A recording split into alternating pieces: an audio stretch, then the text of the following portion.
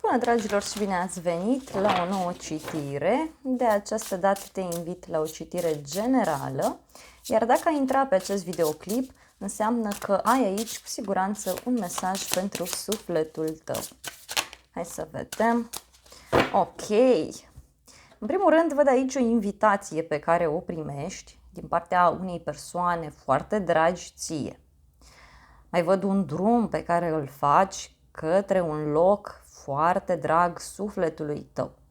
În egală măsură, poate să îți vină în casă o persoană foarte dragă. Poate să fie chiar și o relație de iubire în unele cazuri, și anume poți să cunoști acea persoană la care tu te-ai gândit. Văd că ești o persoană foarte sensibilă, care face mereu ceea ce simte și, mai important decât atât, văd că mergi acolo unde simți, da? Regina de spade și asul de spade. O legătură văd aici cu zodii de aer, Gemeni, Balanță, Vărsător. Cineva vine către tine cu o veste bună legată de un nou început. Poate chiar e vorba de o fostă relație pentru unii, pentru alții e vorba de o situație tensionată în care te afli de ceva timp și care acum, în sfârșit, se clarifică. Cineva a luat decizia sau cineva hotărăște ceva foarte, foarte important. Dacă ești o persoană singură, vezi că apare cineva. Este o persoană care lucrează cu mintea, o persoană sigură pe ea, care a suferit foarte mult și care, să știi că vrea ceva serios cu tine. Doar că poate să fie cineva destul de dificil.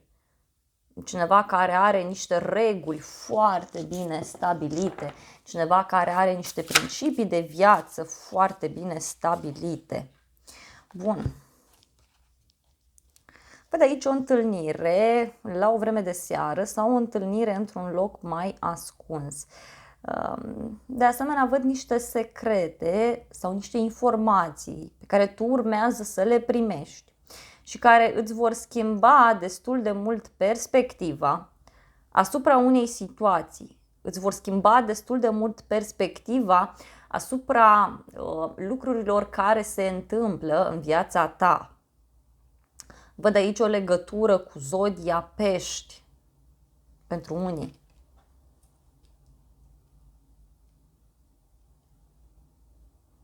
Uite, cineva vine către tine cu un secret. De asemenea, foarte intens, văd aici că ai o persoană în jurul tău.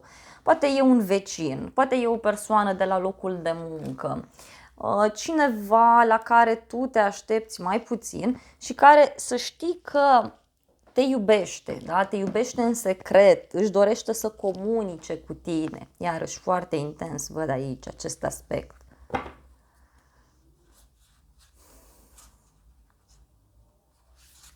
Văd o persoană care a găsit o soluție.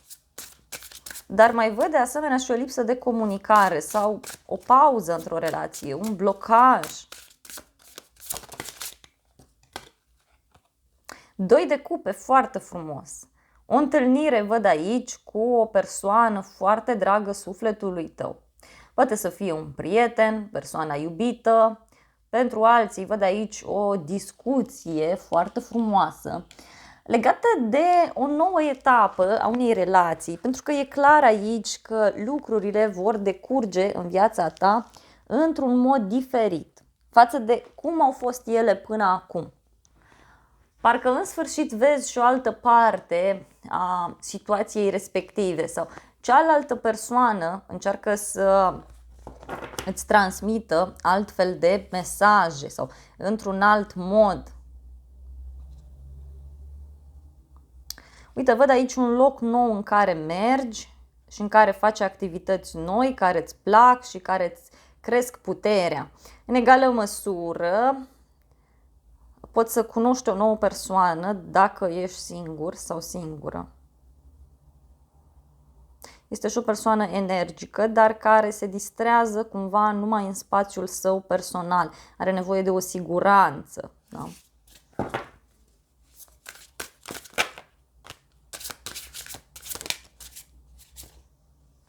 Wow, o legătură văd aici cu zodia Leu. Foarte puternic. Văd în această relație foarte multă pasiune sau pentru alții e vorba de un contract sau de o înțelegere pe care o faci împreună cu o persoană dragă ție și acest aspect să știi că îți crește foarte mult încrederea în tine. Văd o activitate comună pe care o ai de făcut cu cineva, dar în egală măsură văd și o provocare care apare. O legătură văd aici cu zodia Balanță, cu zodii de pământ, Taur, Fecioară, Capricorn. Însă e clar un nou început pentru tine, o nouă etapă, mult mai frumoasă, mult mai stabilă și văd că afli de cineva cum că a rezolvat ceva legat de niște acte. Poate e vorba de o nouă afacere, de un nou loc de muncă, dar văd noi persoane, noi domenii în care tu te implici. Hai să vedem mai departe ce este cu acest cavaler de cupe, ce vrea să-ți transmită. Hai să vedem. Wow, acest cavaler de cupe este foarte entuziasmat, abia așteaptă să te întâlnească și văd aici că această persoană are o dorință absolut specială față de tine. Este cineva care își dorește un nou început, dar așa cum ți-am spus, dacă ești o persoană singură, foarte rapid ai ocazia să cunoști pe cineva. E o persoană care are o dorință foarte puternică față de tine. Cineva care se simte eliberat. Da? Roata destinului, wow, aici e clar o persoană destinată ție. Uite, iar o legătură cu zodia Balanță, 9 de cupe, roata destinului, o bucurie de destin pentru tine. Să știi că e cineva care își dorește cu adevărat o căsătorie sau își dorește cu adevărat ceva foarte serios alături de tine. Nu văd neapărat să fie vorba de cineva din trecut. Pentru cei mai mulți e vorba de o nouă persoană. Asta dacă ești singur. În egală măsură văd o veste bună care apare foarte rapid sau a apărut deja, legată de muncă, legată de un contract, de o înțelegere.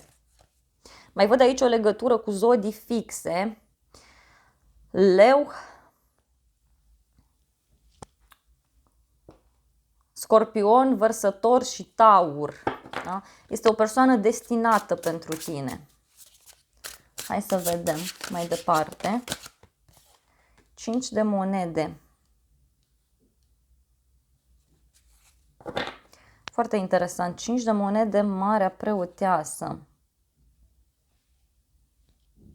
Parcă e cineva care a renunțat sau parcă e cineva totuși aici care suferă în legătură cu o așteptare foarte mare sau în legătură cu o distanță, cu o vacanță, cu o întâlnire cu această persoană. Da? Uite, afli niște secrete sau se întâmplă ceva pe neașteptate legat de o problemă de sănătate sau legat de o problemă financiară. Însă aici mai simt foarte puternic să îți transmit că intuiția ta te poate ajuta enorm de mult în această situație sau poate e vorba de o persoană care te ghidează, cineva care are o anumită înclinație către zona spirituală. Următoarea carte, Eremitul, o legătură cu zodia Fecioară, văd aici. Eremitul și cu Spânzuratul împreună vorbesc despre multă înțelepciune și despre faptul că relația aceasta devine mai serioasă, devine mai matură. Poate chiar văd aici un mod diferit prin care tu abordezi un loc de muncă sau o activitate pe care o ai tu în viața ta. Deci începi să abordezi lucrurile diferit și astfel să știi că ai parte de foarte mult succes. Ai o activitate comună, da? Dar pentru alții văd aici un blocaj legat de muncă. Dar uite, apare un nou început, apare soarele pentru tine, care îți spune despre o legătură cu zodia Leu sau cu zodia Berbec. Și uite, 6 de cupe, e clar aici un suflet pereche, un nou început și foarte puternic văd aici ori un nou proiect, ori e vorba de o bucurie de care ai parte legată de un copil. Fie că e vorba de copilul tău, fie că e vorba de o persoană pe care tu o simți ca un copil pentru tine. Foarte, foarte frumos. Hai să vedem 2 de cupe, da? 2 de cupe. Ți-am zis că se întâmplă un eveniment care îți încheagă relația mult mai mult. Asul de spade, uite, o decizie foarte importantă care se ia legată de o relație sau legată de un contract. Se clarifică ceva aici, foarte rapid, să știi, foarte, foarte rapid. Pentru unii e vorba de o relație de triunghi amoros sau e vorba de niște piedici pe care cineva le-a avut legate de prieteni sau legate de un proiect în comun. Mai văd aici o legătură cu zodia Taur sau cu zodia Balanță. Poate chiar să urmeze o perioadă în care ai mai mult de lucru sau o perioadă în care, în sfârșit, decizi să fii împreună cu această persoană. Decizi să îți fie bine. Wow!